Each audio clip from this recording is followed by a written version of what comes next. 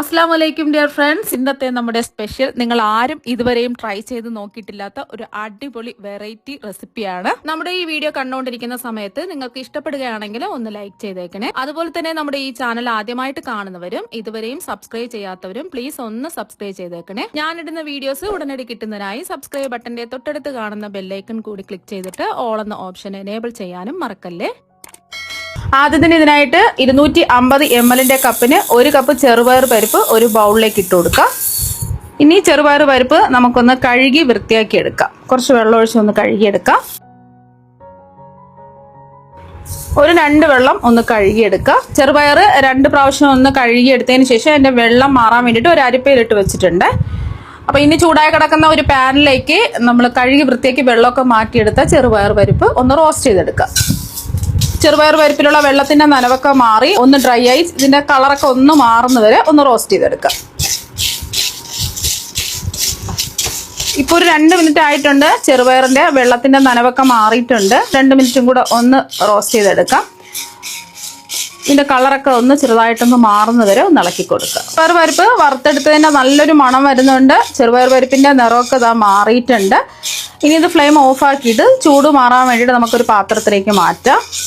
ഇനി അതേ പാനിൽ തന്നെ ഒരു 1/4 കപ്പ് നിലക്കടല ഒന്ന് റോസ്റ്റ് ചെയ്തെടുക്കാം. ഞാൻ എടുത്തിട്ടുള്ളത് റോസ്റ്റ് ചെയ്യാത്ത പച്ച നിലക്കടലയാണ്. അപ്പൊ റോസ്റ്റ് ചെയ്ത നിലക്കടലയാണെന്നുണ്ടെങ്കിൽ 1 മിനിറ്റ് ഒന്ന് ചൂടാക്കി റോസ്റ്റ് ചെയ്തെടുക്കാം.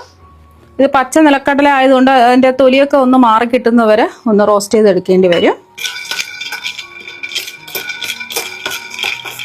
നിലക്കടലയുടെ കൂടെ തന്നെ നിങ്ങൾക്ക് വേണമെന്നുണ്ടെങ്കിൽ ഒരു 5-6 ബദാമും 5-6 കശുവണ്ടി പരിപ്പും ചേർത്തിട്ട് അതും കൂടി ചേർത്ത് റോസ്റ്റ് ചെയ്തെടുക്കാം. ഞാനിപ്പോൾ നിലക്കടല മാത്രമാണ് റോസ്റ്റ് ചെയ്ത് എടുക്കുന്നത്. നിലക്കടലയുടെ നിറമൊക്കെ മാറി ഒന്ന് റോസ്റ്റായി വന്നിട്ടുണ്ട്. ചൂട് മാറിയിട്ട് ഇതിന്റെ തൊലിയൊക്കെ ഒന്ന് മാറ്റിയെടുക്കണം. ഇനി അടുത്തതായിട്ട് വേണ്ടത് നേന്ത്രപ്പഴമാണ്. അത്യാവശ്യം വലുപ്പമുള്ള ഒരു നേന്ത്രപ്പഴമാണ് എടുത്തിട്ടുള്ളത്. നല്ല പഴുത്ത നേന്ത്രപ്പഴം നോക്കിയെടുക്കുക. ചെറിയ നേന്ത്രപ്പഴമൊക്കെ ആണെന്നുണ്ടെങ്കിൽ 2 എണ്ണം എടുക്കുക. ഇനി നേന്ത്രപ്പഴം റൗണ്ടായിട്ട് ഒന്ന് കട്ട് ചെയ്തെടുക്കുക. അപ്പൊ നേന്ത്രപ്പഴം റൗണ്ടായിട്ട് കട്ട് ചെയ്ത് എടുത്തിട്ടുണ്ട്.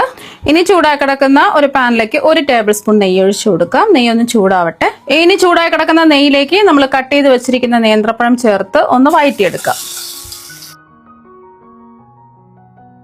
ഒരുപാട് അങ്ങ് വയന്ന് പോവേണ്ട ആവശ്യമൊന്നുമില്ല. ഇതിന്റെ കളറൊക്കെ മാറി ഒന്ന് വയന്ന് കിട്ടിയാൽ മാത്രം മതി.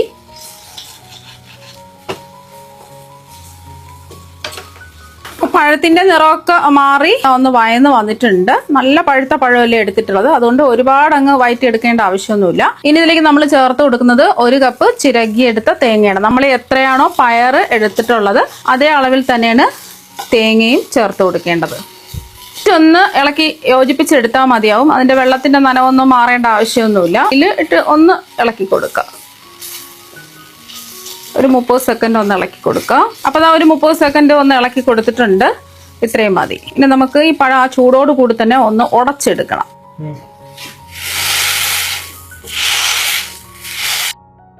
അതുപോലെ ഒന്ന് നല്ലതുപോലെ ഒന്ന് ഉടച്ചെടുക്കാം. അപ്പം നേന്ത്രപ്പഴം നന്നായിട്ട് ഇത് ഉടച്ചെടുത്തിട്ടുണ്ട്. കട്ടകളൊന്നുമില്ല, ഒന്ന് ഉടച്ചിട്ടെടുക്കുക. ഇനി നമ്മൾ ഈ ഉടച്ചെടുത്ത പഴം മാറ്റിവെക്കാം. ഒരു ബൗളിലേക്ക് മാറ്റിവെക്കാം. ഈ പാൻ നല്ല ചൂടല്ലേ. ഇപ്പോൾ ചെറുപയർ പരിപ്പിന്റെ ചൂടൊക്കെ മാറിയിട്ടുണ്ട്. ഇനി ഒരു മിക്സിയുടെ ജാറിലേക്ക് മാറ്റാം. ചെയ്തെടുത്ത നിലക്കടലയുടെ തോലൊക്കെ മാറ്റിയിട്ട് എടുത്തിട്ടുള്ളതാണ്. ഇനി ഇതിലേക്ക് ചേർത്ത് കൊടുക്കുന്നത് ശർക്കര പൊടിച്ചെടുത്തതാണ്. ഒരു 1/2 കപ്പ് ചേർത്ത് കൊടുക്കാം. ഇത് ഒരു നോർമൽ മധുരമാണ്. നല്ല മധുരമൊക്കെ വേണമെന്നുണ്ടെങ്കിൽ ഒരു 1/4 കപ്പ് ശർക്കര വരെ എടുക്കാവുന്നതാണ്. ഇത് കല്ലമണ്ണും പൊടി അഴുക്കൊന്നുമില്ലാത്ത നല്ല ഓർഗാനിക് ശർക്കരയാണ് എടുത്തിട്ടുള്ളത്. ഇത് നന്നായിട്ടൊന്ന് പൊടിച്ചെടുക്കാം. അപ്പൊ എല്ലാം കൂടിയിട്ട് ഇതൊന്ന് പൊടിച്ചെടുത്തിട്ടുണ്ട്. ഇനി ഇതൊരു ബൗളിലേക്ക് മാറ്റാം.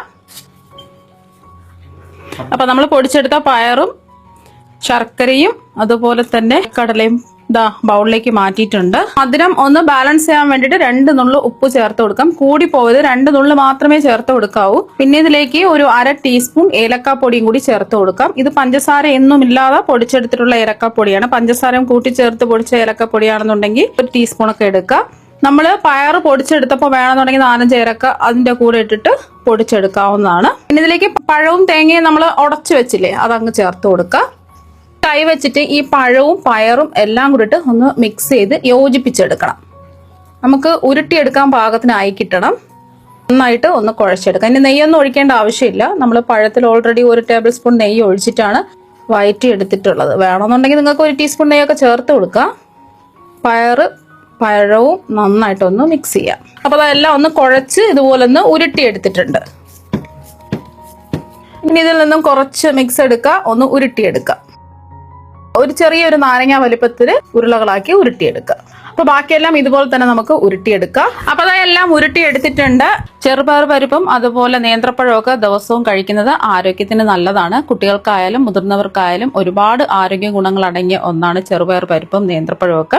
ഉരുട്ടിയെടുത്തപ്പോൾ ഇത്രയാണ് കിട്ടിയിട്ടുള്ളത്. നല്ല അടിപൊളി ടേസ്റ്റ് ആണ്, കഴിക്കാൻ വേണ്ടിയിട്ട് ഹെൽത്തി ആയിട്ടുള്ള ഒരു പലഹാരമാണ്. അപ്പൊ കുട്ടികൾക്കൊക്കെ എന്തായാലും കൊടുത്തു നോക്കാം. ഇനിയിരിക്കുന്ന കുട്ടികൾക്ക് അതുപോലെ തന്നെ ഭക്ഷണം ഒന്നും കഴിക്കാത്ത കുട്ടികൾക്ക് ഇത് ദിവസവും തുടർച്ചയായിട്ട് കഴിക്കുകയാണെന്നുണ്ടെങ്കിൽ മെലിഞ്ഞിരിക്കുന്ന ശരീരമൊക്കെ വണ്ണം വെച്ച് തുടങ്ങും. അപ്പൊ കുട്ടികൾക്ക് മാത്രമല്ല മുതിർന്നവർക്കും എല്ലാവർക്കും ഇഷ്ടപ്പെടുന്ന ഒന്നാണ്. ഇതിൽ നമ്മൾ എണ്ണയൊന്നും ചേർത്തിട്ടില്ല, കുറച്ച് നെയ്യ് മാത്രമേ ചേർത്തിട്ടുള്ളൂ. കഴിക്കാൻ വേണ്ടിയിട്ട് നല്ല ടേസ്റ്റ് ആണ്. ഇതിൽ നേന്ത്രപ്പഴമൊക്കെ ചേർത്തിട്ടുണ്ടെന്ന് അറിയുക പോലും ഇല്ല. ഭക്ഷണമൊക്കെ കഴിക്കാത്ത കുട്ടികൾക്ക് ഇതുപോലെ ഒരു പ്രാവശ്യം തയ്യാറാക്കി കൊടുത്തു നോക്കുക. തീർച്ചയായും അവർക്ക് ഒരുപാട് ഇഷ്ടമാകും. അപ്പൊ നിങ്ങൾ എന്തായാലും ഈ ചെറുപയർ പരിപ്പും നേന്ത്രപ്പഴവും വെച്ചിട്ട് ഒരു പ്രാവശ്യം ഒന്ന് ട്രൈ ചെയ്ത് നോക്കുക. തീർച്ചയായും നിങ്ങൾക്ക് എല്ലാവർക്കും ഒരുപാട് ഇഷ്ടമാകും. അപ്പൊ നമുക്ക് മറ്റൊരു വെറൈറ്റി വീഡിയോ ആയിട്ട് വീണ്ടും കാണാം. താങ്ക്